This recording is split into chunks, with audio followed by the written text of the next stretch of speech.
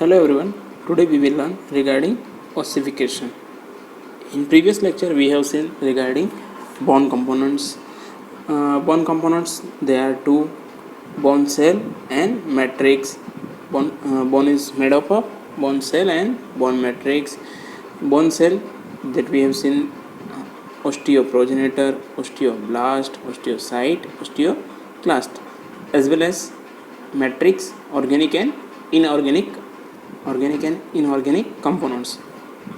Today we will learn regarding ossification. Ossification means how to bone ossify, or development and formation of bone. Okay. Ossification is the development and formation of bone. Bone formation occurs only in the fetal life in two ways: intramembranous ossification and intracartilaginous ossification, that we have seen also in classification of bone. Okay, intramembranous, cartilaginous and membrocartilaginous. Okay, now first we will see intramembranous ossification. In intramembranous ossification, mesenchymal models of bones undergo ossification, while intracartilaginous ossification, cartilaginous bone models of bones undergo ossification. Okay. In short, membranous bone, while cartilaginous bone undergo ossification in intracartilaginous ossification. Now, first step 1. Mesenchymal tissue condenses to form membranous sheet model. Osteoprogenitor cells located in this sheet differentiate into osteoblast. Okay, that we have seen osteoprogenitor which develop, then it forms osteoblast. The sites where the osteoblasts first appear are called ossification center. Okay, the sites where the osteoblasts first appear called as a ossification center. Okay, in this diagram you can see mesenchymal tissue condenses to form membranous sheet model. Osteoprogenitor cells located in this sheet and differentiated into osteoblast. Okay, mesenchymal cells, collagen fibers, mesenchymal model or sheet, condensation of mesenchymal cells, formation of collagen fibers, mesenchymal cells, then collagen fiber, osteoblast, formation of osteoblast, some mesenchymal cell differentiate into osteoblast. Now step 2. Osteoblast secrete organic substance, ground substance and collagen fiber in the intercellular substance to form osteotissue or bone matrix. In third diagram, formation of osteotissue, osteoblast secrete organic substance in the intercellular space to form osteotissue or bone matrix. Okay, ground substance and collagen fibers secreted by osteoblast. Now step 3. Under the influence of alkaline phosphatase secreted by osteoblast, the osteotissue is mineralized with calcium salt to become bone. The osteoblasts now become trapped in mineralized matrix and are called osteocyte. Example: bone of skull, frontal parietal and frontal parietal occipital clavicle. Okay. In short, under the influence of alkaline phosphatase secreted by osteoblasts, the osteotissue mineralize and become bone. Okay, in this diagram you can see last D, mineralization of osteotissue by calcium salt. Okay.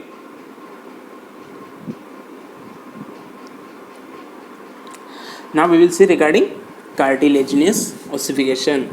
If the mesenchymal rudiment is converted into cartilaginous model, hyaline cartilage of the same shape as future bone, which is subsequently destroyed and replaced by bone, it is called cartilaginous or endochondral ossification. Bones of limb, except clavicle that we have seen in intramembranous trunk and base of skull. Okay.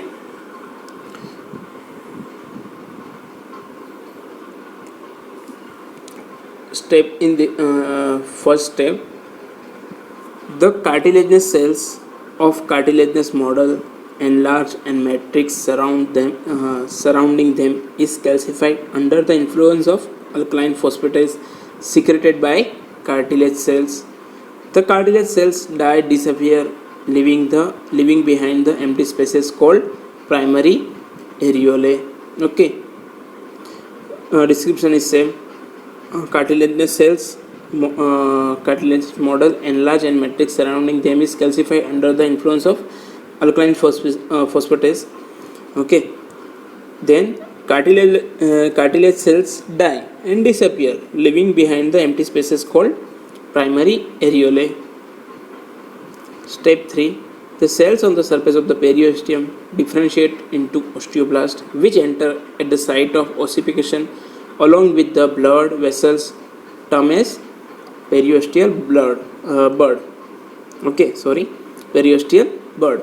The cells on the surface of periosteum differentiate into osteoblasts, which enter at the site of the ossification along with blood vessel termed as periosteal bud. Step 4. The most of the calcified matrix is absorbed, forming large empty spaces called secondary areolae. Okay. First we have seen primary areolae, now secondary areolae, leaving behind only thin bars of the calcified matrix. Okay. Step 5. The new bone is laid down on the surface of the calcified matrix. And last, the mineralization of the osteoid. Okay. In this diagram you can see first cartilaginous model, matrix, enlarged chondroblast, dying, and then B diagram you can see primary areolae, dying and disappearing of the chondroblast, empty spaces, formation of primary areolae, osteoblast with blood vessel termed as periosteal bud. In C diagram, large empty spaces, secondary areolae. Okay, secondary areolae description was the most of the calcified matrix is absorbed, forming large empty spaces called secondary areolae, leaving behind only thin bars calcified matrix. Okay, thin bars of the calcified matrix that you can see in the C diagram. Now, formation of osteoid tissue, bars of calcified matrix, osteoid tissue, osteoblast. Okay, in D diagram, the new bone laid down on the surface of the calcified matrix and the mineralization of the osteoid occurs. Okay, this was regarding cartilaginous ossification. Okay, now ossification of long bone. Ossification of long bone, first step, the bone is laid down as a hyaline cartilaginous model surrounded by perichondrium. A primary center of ossification. Second step, a primary center of ossification then appears in the center of the shaft, and this spreads towards the ends to form the diaphysis. Okay. At the same time, the periosteum lays down on a collarbone around the circumference of the shaft. Step 4. Later, one more secondary centers of the ossification develops at each end of the cartilaginous model and form the epiphysis. Step 5. The epiphyseal cartilage separating epiphysis from the diaphysis and articular cartilage at each end of bone remain cartilaginous. Step 6. The epiphyseal plate of the cartilage continues to produce new cartilage and thus enables the bone to growth in length. For this reason, epiphyseal plate of cartilage also called growth plate. Okay. Once growth plate in the length is completed, by remaining epiphyseal cartilage ceases to proliferate and becomes ossified, leaving only epiphyseal scar called epiphyseal line. Okay. Now we will see ossification of long bone in this diagram. First, bone is laid down on a hyaline cartilage model surrounded by perichondrium in step 1. In second step,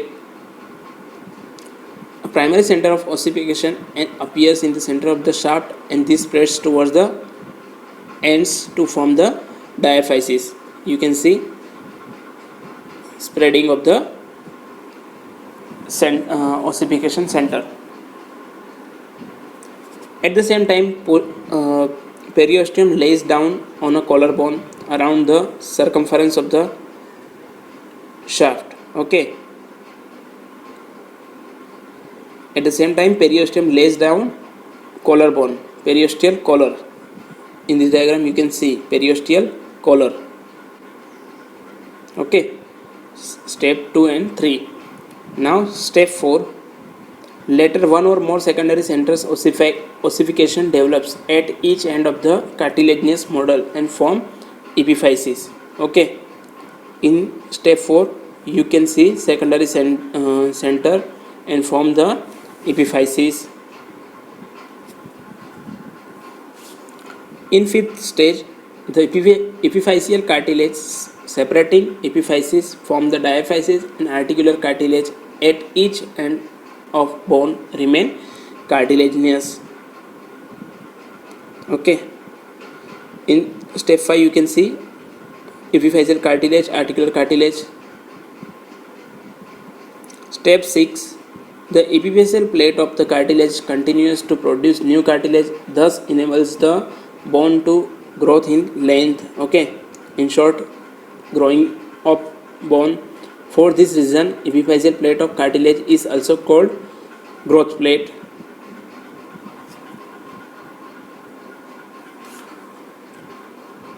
Once, in short, here you can see epiphyseal line. Growth in the line is completed. The remaining epiphyseal cartilage ceases to proliferate and becomes ossified, leaving only an epiphyseal scar called epiphyseal line. Okay.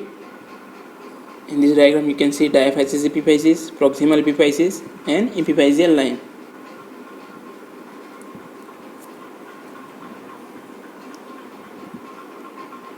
Now, this was regarding ossification of long bone. Now we will see regarding ossification centers.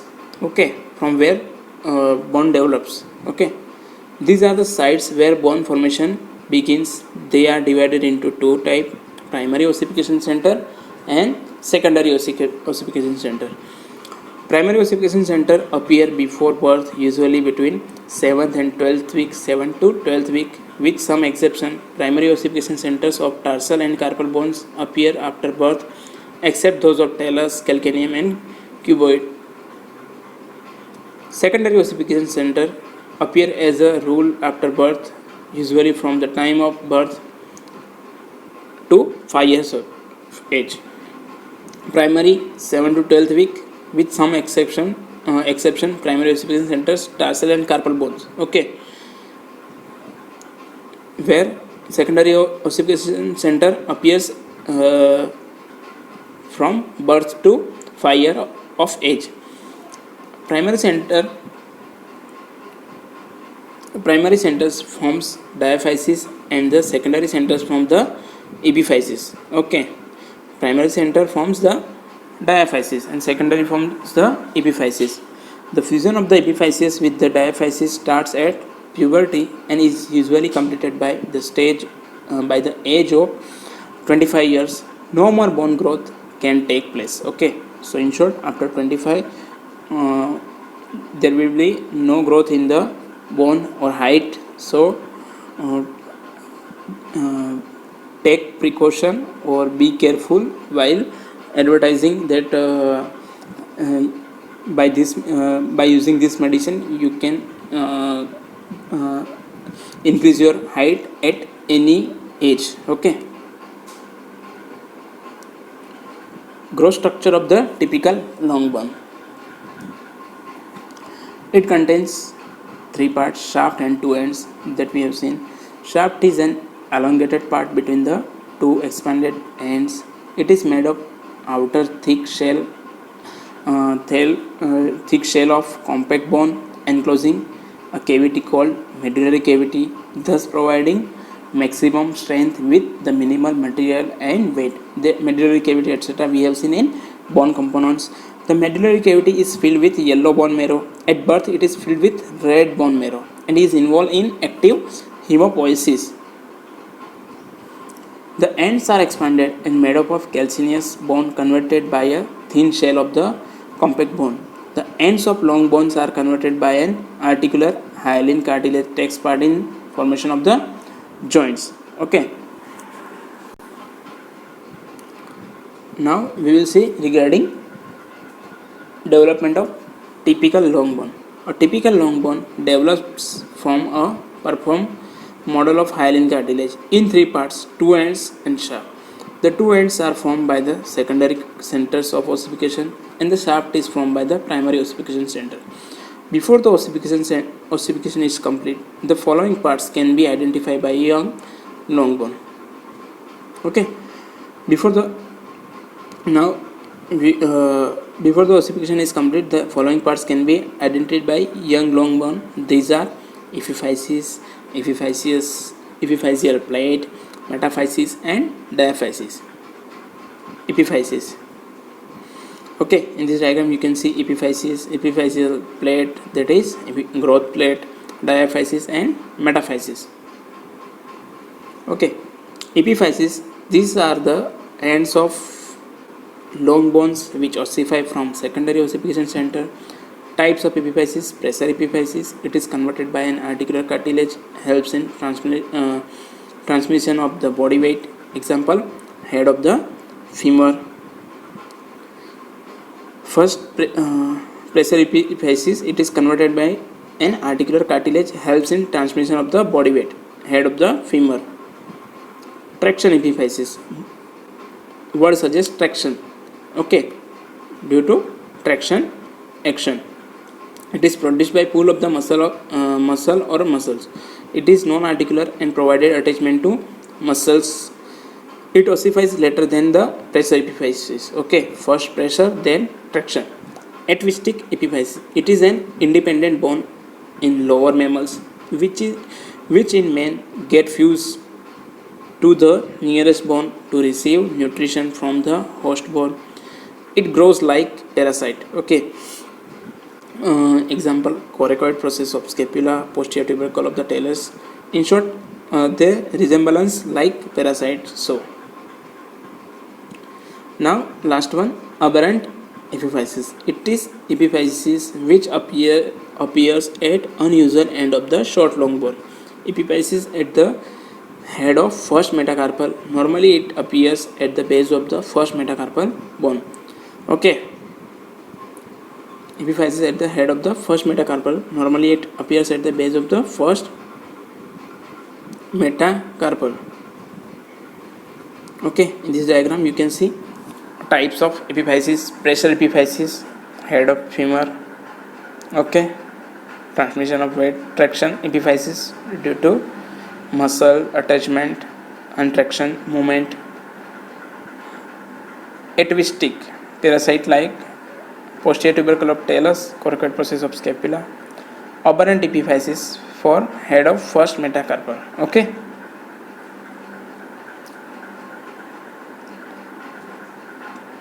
epiphyseal plate, it is the plate hyaline cartilage which intervenes between the epiphysis and diaphysis of long bone. The proliferation of cells in the epiphyseal cartilage is responsible for growth in the length of long bone. Okay, the proliferation of cells in the epiphyseal cartilage is responsible for growth in the length of long bone. After the fusion of epiphysis with diaphysis, the bone can no longer grow in length. It nourishes by epiphyseal and metaphyseal arteries. Okay, Now metaphysis. The end of the diaphysis towards the epiphyseal cartilage is called metaphysis. Once again we will see in the diagram. Okay, epiphysis, epiphyseal plate, diaphysis and metaphysis.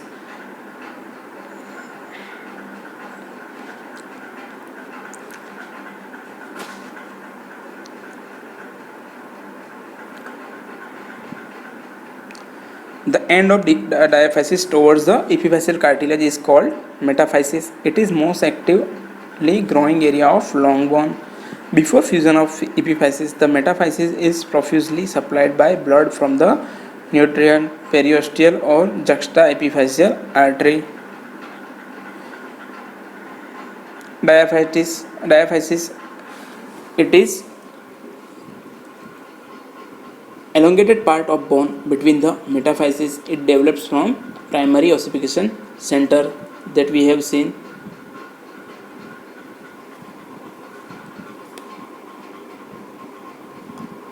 Okay, so once again,